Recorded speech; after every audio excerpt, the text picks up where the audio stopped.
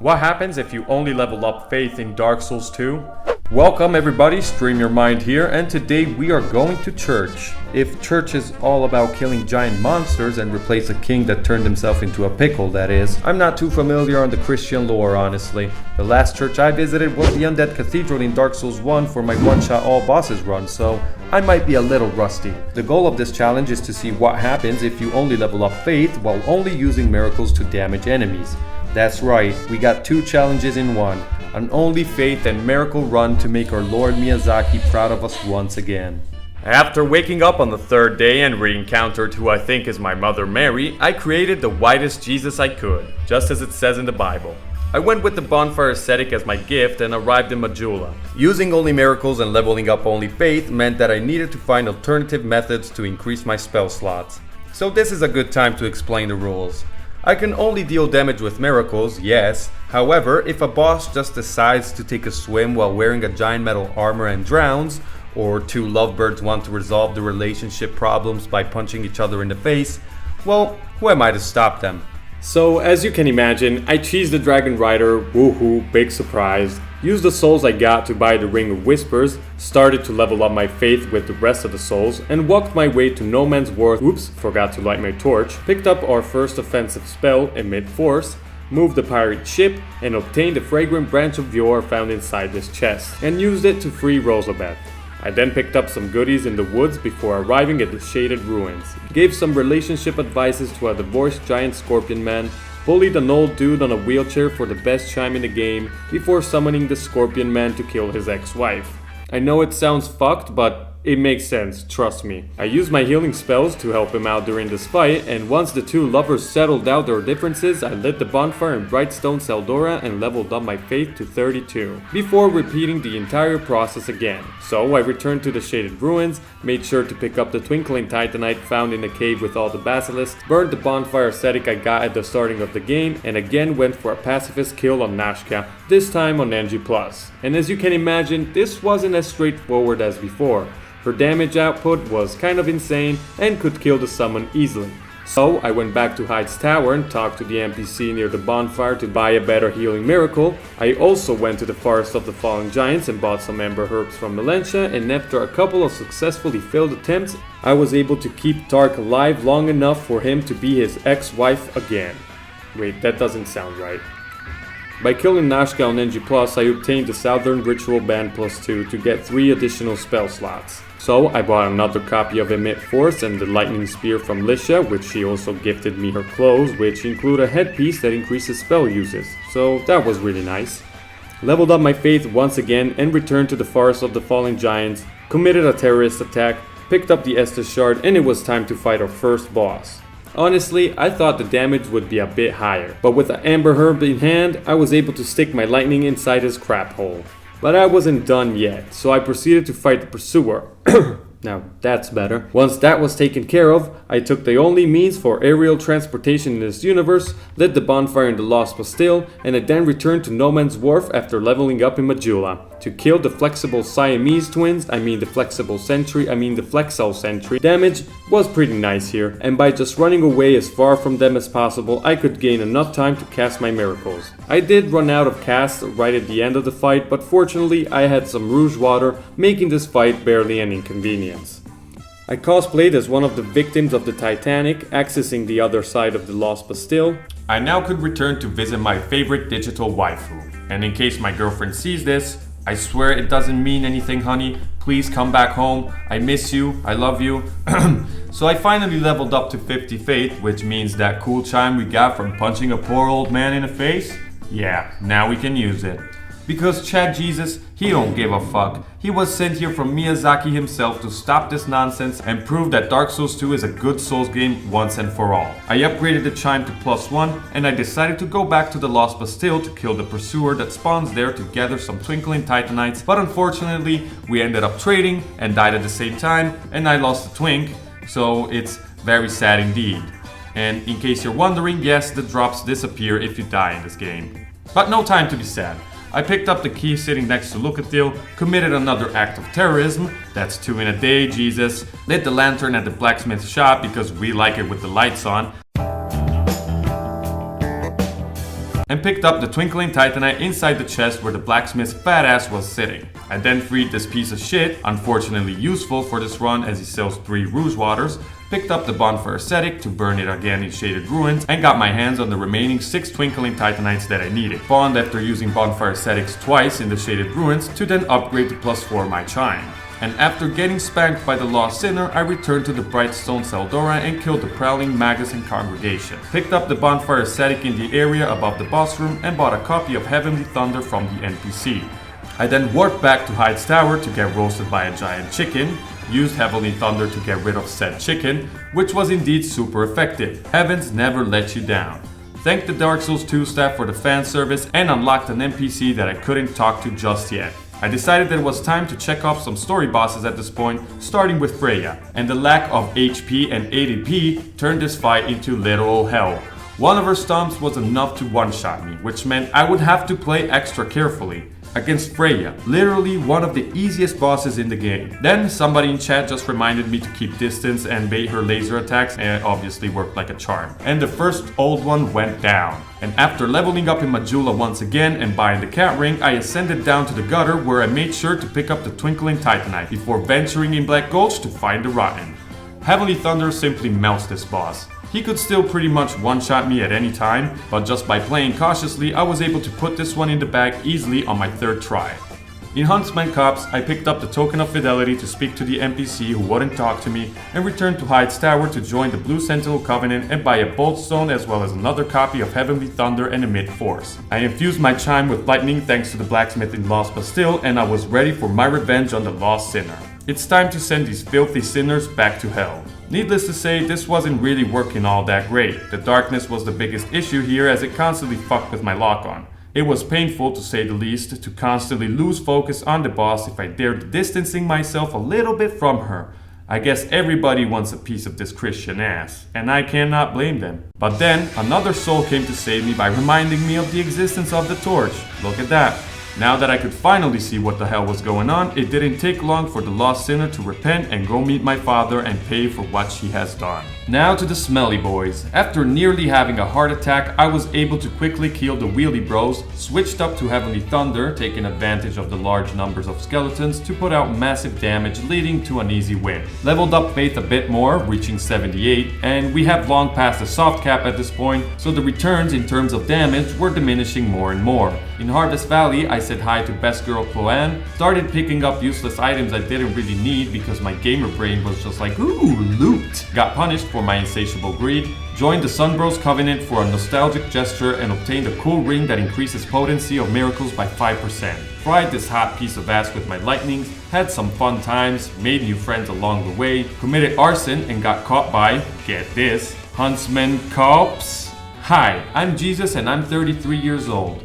Mytha's janky ass hitboxes didn't miss to annoy me as usual, and found out that I also needed to get good. She tried giving me some head at some point, at which I told her no because my only love is God. Take that, you witch. I will not be seduced by your devilish lust for carnal desires. She insisted, but again my faith was way too strong. Now, I thought that Iron Keep was going to be a nightmare, but apart from the annoying invasions, which I successfully cheesed using force and the environment and dying while pulling this lever, this was honestly pretty straightforward. I was able to put out the fires blocking my way, got the twink from the metal chest, outskilled the Alon Knights in the area, almost died at the end like a casual, and reached the final boss required to open up the way to the castle, the Old Iron King. And him being a big target meant that Heavenly Thunder once again proved to be the winning strategy, especially because ranged attacks completely break this encounter, granting me an easy win and access to the Shrine of Winter. I then returned to Majula to pay for an overpriced ladder because why not? The church has plenty of your money, killed the giants in the Black Gulch for the key and picked up the Great Lightning Spear found down the well in Majula. I had a couple of issues with the D-Riders duel, but this time around I did find the hidden bonfire before the boss fight. I'm still wondering how somebody is meant to find this without consulting a guide, But yet again, this is Best Souls 2, and things that are apparently bad are actually good, but we are just too stupid to understand them. Okay, I'm done glazing now, back to Dragonrider. All my deaths during this fight could be summed up into greed. As my evil brother Jesus once said, that ain't very Christ-like, so let's rectify that. I mainly focused on Robin Hood up there, as he has an even smaller health bar than my dick, and once he was taken care of, it was an easy 1v1 on Rust, where I absolutely demolished my poor opponent, granting another victory for the G-Sus. Before delving into the shit show that was Glass Shield Boy and his little friends, I killed Nashka for the 4th or 3rd time this run. I honestly lost count because I can't count to 4 apparently. Hey, I'm the son of God. I don't need to do math when I can turn water into magical rouge water that gets you drunk. I'm everyone's favorite guest at parties. Anyways, I killed the Scorpion Lady for additional Twink Titanites, leveled my faith all the way to 98, and ran straight into hell. The Looking Glass Bro was finally a worthy opponent who caught me off guard more than once. His summons kept fucking with the lock-on, which is a constant in this run if you haven't noticed that, and since I had limited spell uses, I couldn't hit the boss while he was summoning as it would decrease my damage actively wasting spells. So, to take a break from constantly getting pancaked, I went on and absolutely melted the sentinels in the Lost Bastille to pick up some rouge water. And I killed the Crestfallen Knight in Majula for the Steel Protection Ring. Getting back to the Glass Knight, at some point I just decided to ignore the phantoms and focus only on the fanboy in shiny armor. This turned out to be a winning strategy. I did get hit due to my lack of iframes, but with one last emit force I was able to finish off the boss and move on to the worst area of the run. Yep, it's time for Shrine of Amana.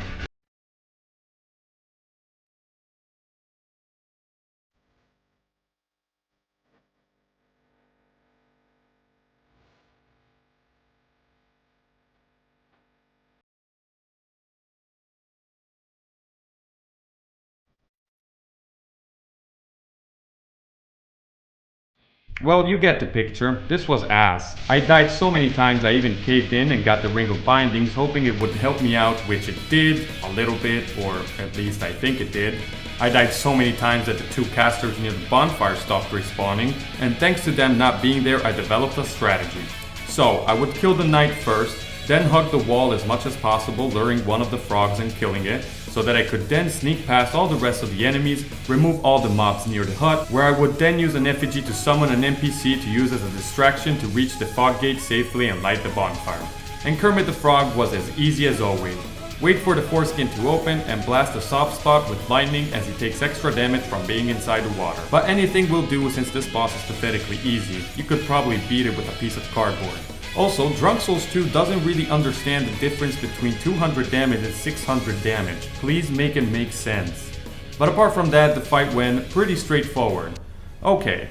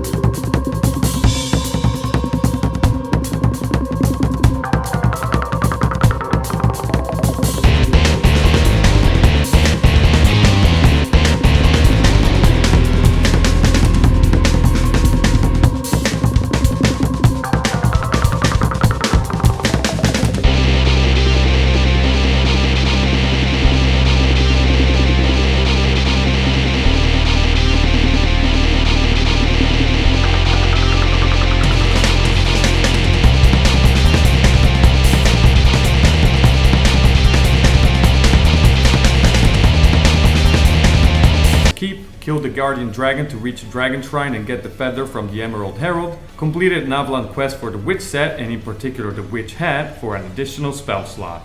I then spoke to the Ancient Dragon for his seeds, survived the D-Day like a Chad, and from this ledge I cheesed the absolute Moonlight Greatsword out of the Giant Lord with Heavenly Thunder. And now I was ready for the Godskin duo. By standing on this corner in the left side of the arena while using a shield, I was able to get the Watcher to off itself Liam Payne style, leaving me and the poor old defender on a blind date. Needless to say, I fried the old man like chicken in Kentucky and said hello to the Queen of England. She's a bit of a goth freak, but I still would if you know what I mean. But before fighting off what I'm sure will be a lame-ass battle, I returned to the giant memories to get the rest of the souls needed to fight the Pickle Man himself. So this is me, no-hitting Vendrick for your enjoyment.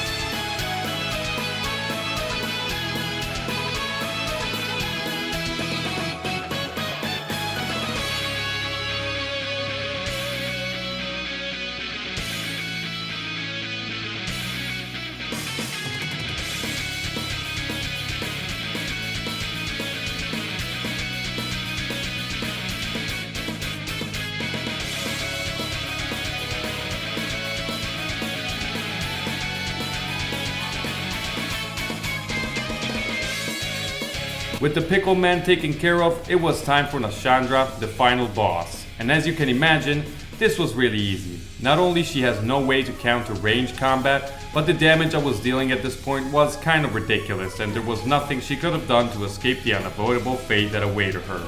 And with her finally gone, it was time to... oh, right, I forgot about Alvia. If you ask me, this is a much worse fight than the Nashandra one we just had.